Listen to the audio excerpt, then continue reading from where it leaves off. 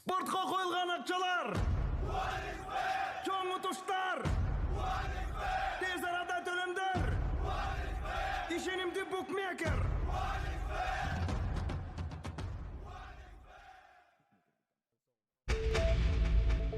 Барыңыздарга белгилүү болгону 25 ноябрда Бишкектеги Ала Тоо аянтында Жарандык коомдун коррупцияга каршы реакция аттуу митинг өткөн.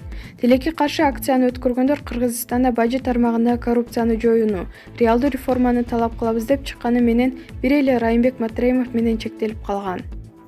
Ал эми президент Райымбек Матраимовду же бизди тандасын деген Ширин Айтматова жалаңач чечинген кыздар же илинген Турси боюнча үн ката элек. Жасалма патриот Ширин Айтматова кайра уктап калдыбы же ага Райымбек Матраимов эле керекпи деп маалымат жазганбыз. Бизге жеткен маалыматтарга таянсак, Ширин Айтматова кече 1-декабрь күнү автокырсыкка учураган. Азырынча кырсык боюнча так маалымат жок. Маалымат блогу Nazar News KG.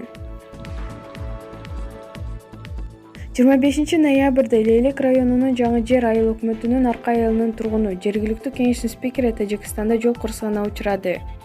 Маалым болгондой, кырсык Худжанд-Исфара жолунда болгон. Депутат келе жаткан Lexus 570 үлгүсүндөгү унаа жолдун каршы тилкесинде тажикстандык Жаран келе жаткан Opel үлгүсүндөгү унаа менен кагышкан. Учурда эки жабырлануучу тең Худжанддагы ооруканада дарыланууда. Маалымат блогу Турмуш KG.